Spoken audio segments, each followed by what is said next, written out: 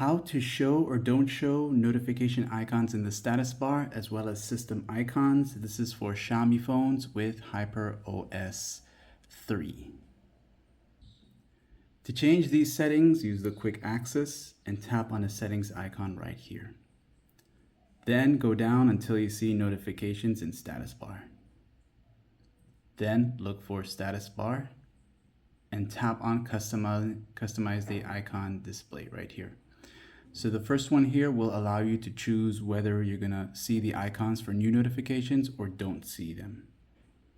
You have none, then you have one, and you also have 3 icons. You'll see the differences up here. These are for the system icons over here.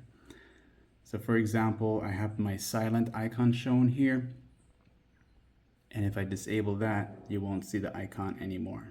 And you can make changes to these settings here at any time. And that's it for this guide here. Like and sub.